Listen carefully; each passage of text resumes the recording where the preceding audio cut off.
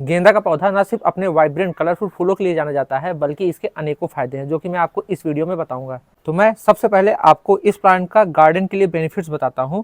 तो गेंदा का जो पौधा है एक स्ट्रॉन्ग सेंट प्रोड्यूस करता है जो कि कई हार्मफुल इंसेक्ट जैसे कि एफिड्स, व्हाइट फ्लाई और नेमाटोड्स को दूर रखता है।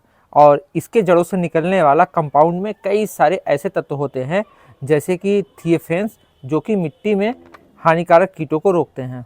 वहीं आप मैरीगोल्ड को टमाटर, बीन्स और मिर्च जैसी सब्जियों के साथ में कंपेनियन प्लांट के रूप में लगा सकते हैं। ऐसा करने से यह उन्हें पेस्ट और कीटों से प्रोटेक्ट करेगा और आपको इंसेक्टिसाइड का यूज़ नहीं करना पड़ेगा। वैसे यह पौधा सिर्फ हानिकारक कीटों को ही भगाता है और मधुमक्खी और तितली जैसे पॉलिनेट्स को ये अट्रैक्ट करता है, जो कि आपके बगीचे में प्लांट्स के पॉलिनेशन के लिए बहुत ही जरूरी है। अब बात करते हैं इस प्लांट की इन्वायरमेंटल बेनिफिट्स की। तो यह पौधा मिट्टी से नेमाटोड्स जैसे कीड़ों को तो दूर रखता ही है, साथ ही जब ये प्लांट सूख जाता है तो आप इसे डिकम्पोज करके इसकी खाद बना सकते हैं, जो कि ग्रीन खाद कहलाता है और उसमें बहुत सारे न्यूट्रिएंट होते हैं। वहीं मौसम के हिसाब से गेंदे की दो किस्में होती हैं, पहला जिन्हें आप ठंडियों में उगा सकते हैं और दूसरा जो गर्मियों में उगाए जाते हैं। तो आप चाहें तो बारी बारी करके दोनों टाइप के प्लांट्स लगा सकते हैं, जिससे आपके घर में पूरे साल ये फ्लावर रहेगा। और गेंदा का जो पौधा है वो बहुत ही लो मेंटेनेंस होता है, जो कि अलग अलग क्लाइमेट में उग सकता है और ये मिट्टी की बायोडाइवर्सिटी और रेसिलियंस यानी कि जैव विविधता को सुधारता है। अब बात करते हैं इस प्लांट के मेडिकल बेनिफिट्स की। हालांकि मैं इस फील्ड का एक्सपर्ट नहीं हूं और ना ही मैं इन सभी बातों का सही होने का क्लेम कर रहा हूं, लेकिन सालों से मेरे जानने में बहुत सारे लोग इस प्लांट का इस चीज़ में उपयोग कर रहे हैं। इसलिए मैं आपको बता रहा हूँ कि गेंदे के पेड़ में एंटी इन्फ्लेमेटरी और हीलिंग प्रॉपर्टीज़ होती हैं, इसलिए लोग इसका उपयोग घाव में, जलन में या फिर रैसेस में करते हैं। साथ ही यह प्लांट एंटीसेप्टिक भी होता है, क्योंकि इसके फूलों में फ्लेवोनाइड्स और एंटीऑक्सीडेंट होते हैं, जो कि एक नेचुरल एंटीसेप्टिक और रोगाणु रोधी होते हैं। इसके अलावा गेंदे में ल्यूटीन और जीएक्सेथिन जैसे एंटीऑक्सीडेंट भी होते हैं, जो कि आंखों के लिए बहुत ज़रूरी होते हैं और इससे आंखों की रोशनी बहुत अच्छी रहती है। तो इतने सारे फायदे होने की वजह से आप चाहें तो इसके फूलों के पंखुड़ियों की हर्बल टी बना सकते हैं। इस प्लांट की हर्बल टी आपके पेट और बॉडी के कई सारे पार्ट्स के लिए बहुत ही फायदेमंद है और दुनिया में बहुत सारे लोग इसके फूलों की चाय भी पीते हैं।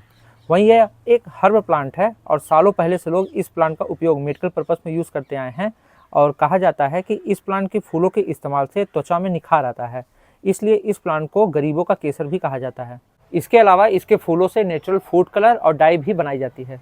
वैसे आप इन सब फायदों को छोड़ भी दें तो गेंदे के बहुत सारी वेराइटीज़ होती हैं, जिनमें येलो, रेड, ऑरेंज आदि कलर के ब्राइट वाइब्रेंट फूल खिलते हैं, जो कि बहुत ही अच्छे लगते हैं और इनमें एक अलग ही तरह की खुशबू होती है, जो कि बहुत से लोगों को अच्छी लगती है।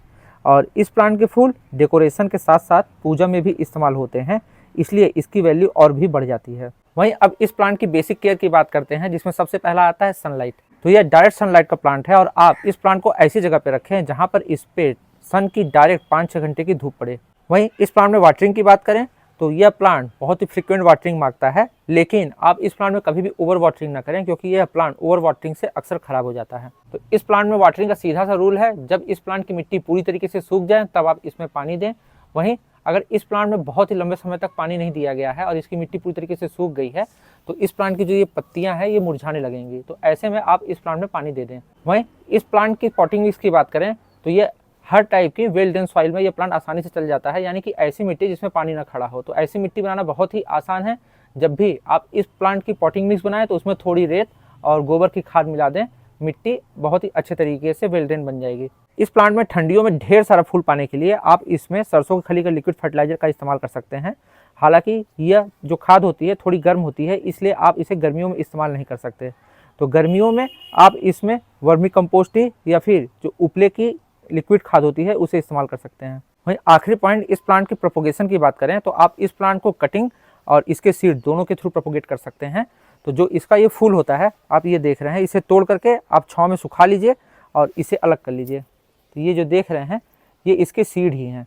अब आप इसे डायरेक्ट मिट्टी में लगा सकते हैं, ये नया प्लांट बन जाएगा। तो आज के वीडियो बस इतना ही। जल्दी मिलते हैं नए वीडियो के साथ में, तब तक के लिए बाय बाय।